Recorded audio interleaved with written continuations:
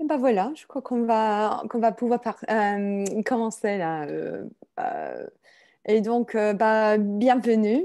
Comme vous saurez peut-être déjà, nous faisons ces petits webinaires régulièrement pour traiter des thèmes importants, soit sur notre offre Beeswax, soit sur les thèmes courants de l'industrie.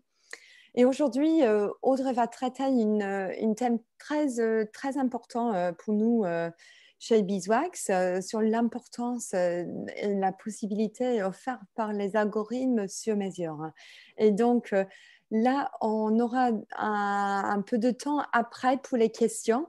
Donc, n'hésite pas de poser des questions dans la boîte Q&A là en bas de l'écran sur le bar des outils là de Zoom.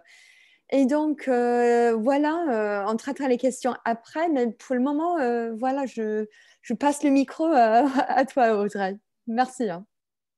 Merci Kadi et bonjour à tous et bienvenue sur ce nouveau webinaire où on va parler d'algorithmes sur mesure. Donc pour ceux qui ne me connaissent pas encore, je suis Audrey Boisumeau et je suis Sales Director au sein de l'équipe londonienne de Beeswax.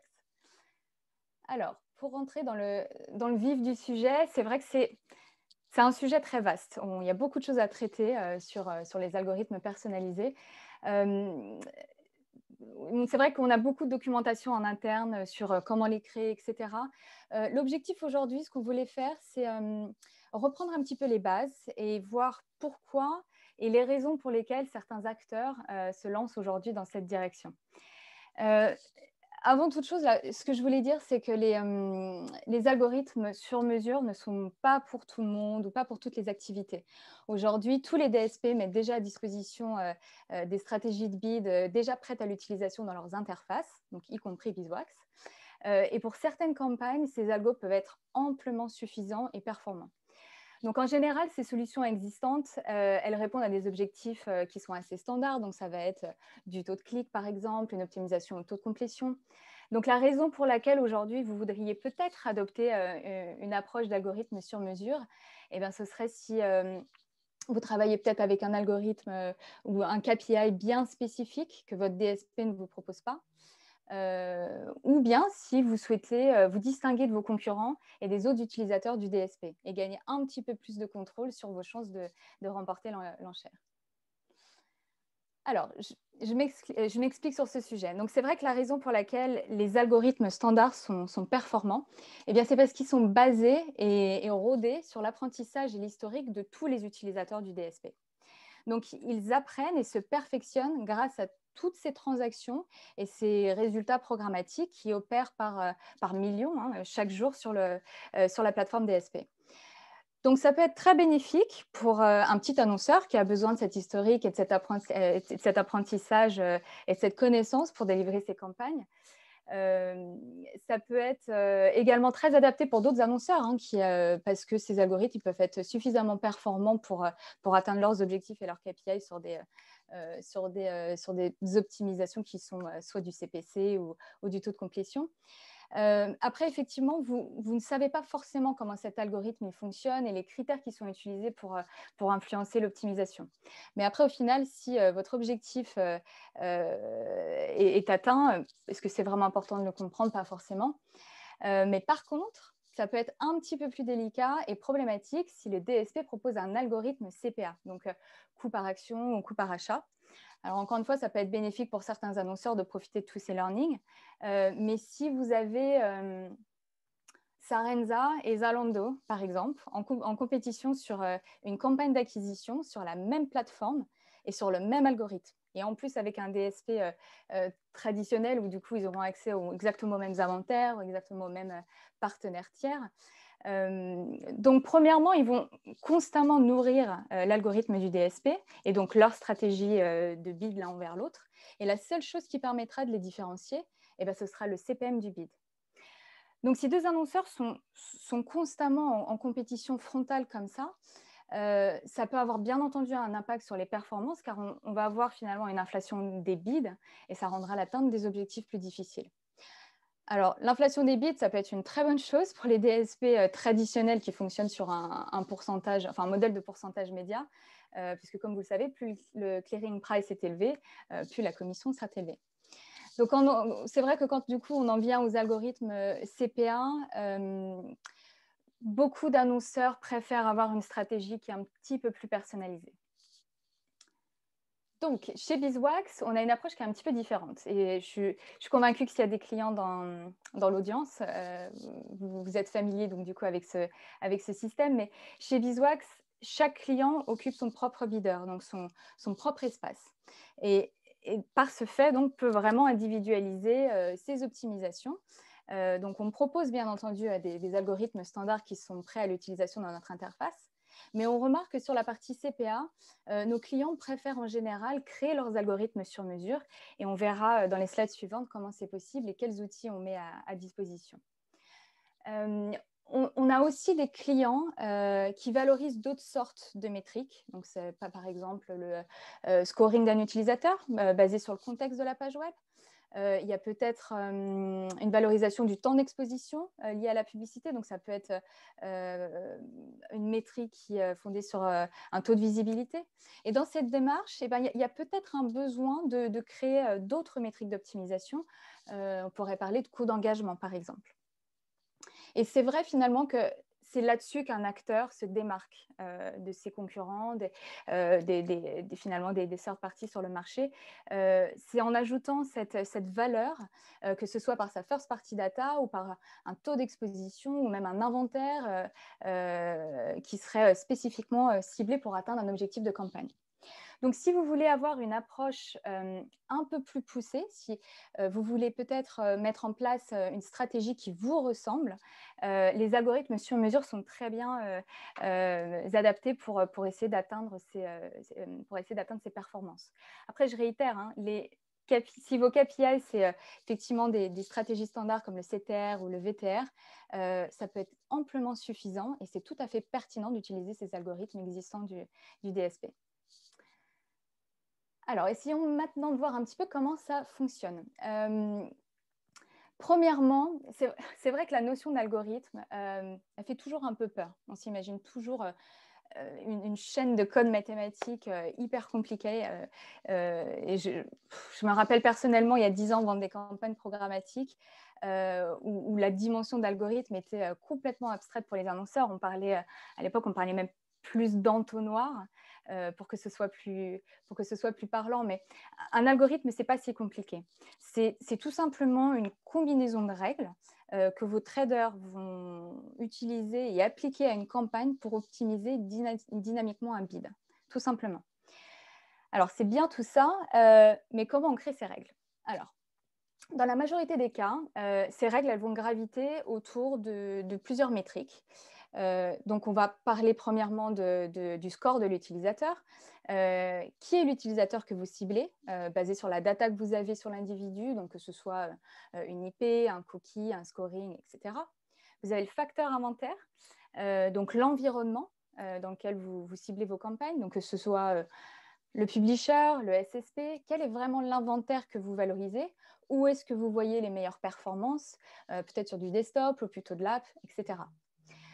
Très souvent, le facteur temporel est très important. Donc, finalement, c'est l'analyse du moment le plus optimal pour délivrer votre message. Donc, ça peut être le matin, par exemple, quand l'utilisateur est dans les transports en commun ou plutôt le week-end, etc. Il y a une autre dimension qui vaut le coup d'être vue sur la partie temporelle. C'est que vous voudrez peut-être bider un petit peu plus cher pour un utilisateur s'il a visité votre site dans les dernières 24 ou 48 heures, ou à l'inverse, bider plus bas si ça fait 30 jours ou plus. Donc, c'est une métrique qui est très importante de prendre en compte également. Et pour finir, il peut être très intéressant de prendre en compte aussi les facteurs dynamiques. Alors, je vais donner quelques exemples sur les facteurs dynamiques. Au début du confinement, on a vu la livraison de courses à domicile exploser, les ventes de bureaux également. Donc, si vous êtes sur ce type de marché, ça peut être très intéressant pour vous, finalement, de dépenser un petit peu plus pour profiter de cette opportunité. Un autre exemple, pendant les soldes, bon, on le sait tous, hein, pendant les soldes, la demande augmente, donc les CPM augmentent. Donc, si vous êtes une marque de luxe et que vous ne faites pas de soldes, vous pouvez commencer à vous demander si c'est judicieux de surpayer pour une impression pendant cette période. Donc, le facteur dynamique, finalement, c'est l'évaluation de la valeur de l'impression. Donc, si on prend en compte ces quatre éléments, donc qui, où, quand et combien, on peut commencer à déterminer ce qui va rendre une campagne performante. Donc, la création d'un algorithme personnalisé, c'est finalement une combinaison de ces éléments qui vont constituer en leurs ensembles une règle et qui va être propre à l'activité et l'objectif de la campagne que vous avez et qui va vous permettre de déterminer un bid price et parfois même la créa la plus adaptée à cet ensemble de paramètres. Alors, chez Beeswax, on vous met à disposition plusieurs outils pour vous permettre d'établir ces stratégies. Donc, vous aurez la possibilité d'incorporer ces algorithmes personnalisés directement au sein de la plateforme et on va voir tout de suite comment ça fonctionne. Alors, on vous propose 5 niveaux d'optimisation. Donc, je vais parler maintenant. Vous avez premièrement les stratégies standards. Donc, ce sont tous les algos mis à disposition dans l'interface. Là-dessus, tous les DSP en proposent. Il n'y a pas d'aspect spécifique sur cette fonctionnalité. Ensuite, vous avez bid modifiers. Alors, bid modifier, c'est la création de règles uniques par paramètre et qui déclenche un ajustement du bid avec un multiplicateur, donc en fonction de ce paramètre. Je vous donne un exemple. Si vous savez que vous avez de meilleures performances le matin, eh bien, vous pouvez créer une règle dans votre interface et multiplier votre bid par 2 quand vous avez une bid request qui arrive entre 9h et midi. Alors là, on ne parle pas vraiment d'algorithme sur mesure ni même d'algorithme parce que finalement, on crée ces règles une par une. Il n'y a pas de dimension de combinaison. Ensuite, vous avez Delivery Modifier. Donc, Delivery Modifier, je vais passer assez rapidement dessus, mais c'est une fonctionnalité qui permet de faire une allocation dynamique du budget, donc au sein d'un même line item. Donc, c'est-à-dire que si vous souhaitez, par exemple, délivrer la campagne à 50% sur un publisher en particulier, 30% sur un deal ID et 20% en open, ben vous pouvez calibrer ces pourcentages ou ces volumes d'impression directement dans l'interface. Ensuite, vous avez Bid Models. Alors, Bid Models, c'est la version avancée de Bid Modifier. C'est-à-dire que plutôt que de créer ces règles et par paramètre, une par une, eh bien, vous allez créer une combinaison de règles. Et donc, vous allez dicter votre réponse soit par un bid multiplicateur ou soit par un bid CPM. Donc, Bid Models vous permet vraiment de créer un algorithme sur mesure et de l'héberger chez Beeswax et d'optimiser vos campagnes en temps réel. Et c'est vraiment la solution qui va nous intéresser aujourd'hui, donc je vais y revenir dans la slide suivante. Pour terminer, je vais parler rapidement du Bidding Agent, qui est le concept le plus avancé et qui permet à nos clients d'intégrer à l'instance Beeswax leur propre outil de décision. Donc, c'est une infrastructure qui est hostée chez le client, auquel on va envoyer une request en HTTP avec tous les line items éligibles. Et on va ensuite attendre que le client nous réponde également, donc en HTTP aussi, avec la liste des line items et les bid price associés à cette bid request. Donc, aucun DSP propose vraiment cette fonctionnalité de Bidding Agent et c'est le degré le plus avancé en termes de personnalisation. Je vais revenir à Bid Models parce que je pense que c'est vraiment le bon compromis entre Bid Modifiers et Bidding Agents. Et c'est vraiment la mise en pratique de tout ce qu'on a vu aujourd'hui. Donc, avec Bid Models, vous allez pouvoir créer dans un fichier CSV cette combinaison de paramètres et attribuer un bid price pour chacune de ces combinaisons. Donc, une fois que ce fichier est créé, vous allez tout simplement le télécharger dans notre système. Et lorsqu'on va recevoir une bid request qui match une de vos combinaisons, donc si par exemple, je prends la première ligne, la bid request est envoyée à 11h d'iOS à Paris et sur le site Marmiton, et ben on va suivre vos instructions et répondre avec un bid à 1,50 $. Donc, voilà comment Bid Models fonctionne pour vous permettre d'incorporer vos propres algos dans la plateforme d'achat. Pour conclure, j'espère que vous avez déjà quelques éléments de réponse sur pourquoi aujourd'hui beaucoup d'acteurs se lancent dans la création d'algorithmes sur mesure. Eh bien, c'est tout simplement pour reprendre le contrôle des optimisations de campagne et personnaliser les critères de succès en se basant sur des métriques qui leur sont propres. Il n'y a aucune règle. Je pense que c'est important de le mentionner aussi. Il n'y a aucune règle ou aucun standard sur les algorithmes sur mesure. C'est vraiment quelque chose qui est fait et qui est déterminé par vos analystes et par votre apprentissage. Mais ça peut vraiment valoir le coup pour certains acteurs programmatiques de l'expérimenter quand vous avez vraiment de la data importante à ajouter dans ces algorithmes. Avant de passer aux questions, je voulais partager avec vous la définition d'Alexandre, qui est un de nos ingénieurs et qui reprend, je trouve, parfaitement ce qu'on a vu aujourd'hui et la définition d'un algorithme sur mesure. Donc, je vous la lis rapidement. Un algorithme sur mesure est une combinaison de variantes mathématiques basées sur l'historique des impressions et des conversions, utilisées dans le but de prédire la probabilité d'atteindre un objectif spécifique. Voilà, je trouve que tout est dit. Je pense que ça résume parfaitement ce qu'est un algorithme personnalisé. Et je vais finir sur cette note. Et je vais laisser place aux questions. Merci Audrey, énormément. Je crois que tu vois, c'est un thème assez compliqué où ça peut être, mais c'est bien de n'avoir pas peur de ces thèmes, de ces thématiques. Et donc, on a bien une petite question de la part de l'audience ici aujourd'hui. Et donc, là, je vais te le poser. J'avais imaginé qu'il faudrait toute une équipe data science pour créer un algorithme sur mesure, ainsi que des ressources plutôt engineering. Aucun problème. Est-il possible de réduire la charge technique en partenariat avec Beeswax? Alors, c'est une bonne question parce que c'est vrai que créer un algorithme, ce n'est pas compliqué parce que c'est une combinaison de règles, mais ça demande quand même un travail d'analyse. Donc, il y a plusieurs moyens de l'approcher. Donc, peut-être que vous avez déjà de la data en interne sur, vous savez quand est-ce que vous performez, vous savez quels sont vos critères. Après, ce qui va être intéressant, c'est qu'il y a d'autres approches. Vous pouvez peut-être aussi vous ouvrir un accès à votre log data. Donc, log data, juste pour rappel, c'est l'historique de toutes les transactions programmatiques qui passent dans votre plateforme. Si vous vous lancez là-dedans, effectivement, c'est quand même utile d'avoir ce qu'on appelle des data scientists pour pouvoir analyser cette donnée et pouvoir vraiment en tirer des conclusions et de vraiment pouvoir isoler certains paramètres et certains critères qui font que vos campagnes elles fonctionnent. Un algorithme sur mesure, c'est pour ça qu'on dit que c'est peut-être pas pour tout le monde non plus.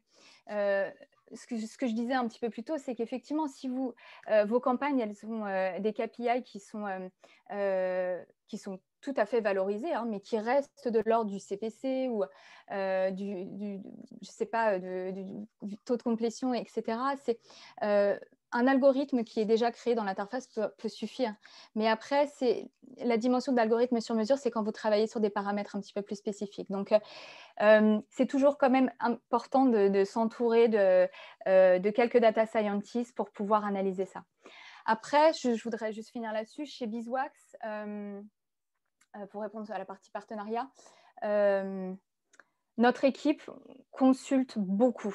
Par exemple, si demain, vous parlez à votre account manager et que vous lui dites « je veux commencer à approcher les bid models », on ne va pas vous laisser seul, ça c'est sûr.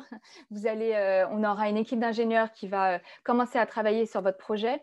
Et en général, on sait que vous avez besoin de notre soutien là-dessus pour vérifier les paramètres que vous nous envoyez. On a quelques conseils à donner, on a de l'expérience à partager. Donc, en général, on ne vous lâche pas dans la nature avec bid models. On vous soutient et on vous offre le support Beeswax pour les créer. C'est une très bonne réponse. J'ai encore une petite question ici. Donc, pour savoir peut-être un peu par certains exemples, je crois que c'est ça ce qu'ils cherchent. Donc, la question, c'est quels sont d'autres KPI choisis par vos clients pour l'optimisation par des algorithmes sur mesure? Ouf, très bonne question. Alors, il y a beaucoup de choses qui peuvent être imaginées. Ouais, c'est clair. Hein. On a par exemple, on est par exemple avec Uber qui utilise un bidding agent. On pourrait, par exemple, ils peuvent déterminer quel est le revenu, enfin, le nombre de courses incrémentales, par exemple. Il y a énormément de choses qui peuvent être imaginées à partir du moment où on crée un algorithme sur mesure. Tous les KPI peuvent être incorporés. Ça peut être un coût par install, si vous travaillez sur un univers in-app. Ça peut être un formulaire. Ça peut être énormément de choses. Et c'est ça qui est intéressant parce qu'il n'y a pas vraiment de limite, finalement, sur un algo. Vous analysez, si vous prenez un résultat, vous pouvez reprendre le chemin de ce résultat, de se dire à quel moment on a réussi à convertir selon un KPI spécifique, à quel moment, envers qui, pourquoi. Et vous pouvez imaginer toutes les combinaisons possibles. Je pense que la bonne question à vous poser, c'est qu'est-ce qui vous intéresse vraiment aujourd'hui quand vous délivrez vos campagnes pour vos clients, ou peut-être pour vous, je ne sais pas qui pose la question, mais voilà, qu'est-ce qu'on recherche en termes de performance et comment on peut l'adapter sur un algorithme sur mesure. Mais honnêtement, il y a énormément de choses qui peuvent être adaptées sur un algorithme sur mesure. Ça m'intéresserait beaucoup de savoir qui a posé, enfin, si vous souhaitez, hein, qui a posé la question et si on peut creuser ensemble le use case et voir si je peux vous aider un petit peu plus sur cette partie-là. Oui, pour ajouter, parce que là, il y a toujours des exemples que j'aime bien partager pour les... Ah. Donc là, j'aurais besoin d'un peu de traduction quand même. Donc pour si on dit les FMCG en anglais, les marques, comment est-ce qu'on dit? Les gens qui produisent les céréales ou les chocolats. Exactement, donc toutes les grandes surfaces, effectivement, Voilà. les produits de grande consommation. Et donc, voilà, merci. C'est ça que je cherchais. Et donc, on a vu ce genre de clients qui voulaient vraiment optimiser vers une vente dans un magasin réel, non pas une ligne. Je ne sais pas comment est-ce qu'on dirait ça en français, donc cost per offline sale. C'est du drive to store en fait, c'est générer des ventes offline en optimisant les campagnes online. Oui, exact. Et même pour les éditeurs, les régies, un cost per time, c'est quelque chose qu'on a vu, donc le temps passé avec la pub sur la page. Donc là, merci énormément Audrey d'avoir répondu à ces questions et pour la présentation aussi, tu as vraiment éclairci là ce thème. Merci, bonne continuation tout le monde et à la prochaine fois. Merci beaucoup à tous et n'hésitez pas, vous avez mes coordonnées s'il y a plus de questions ou besoin d'approfondir, vous n'hésitez surtout pas. Bonne journée. Salut.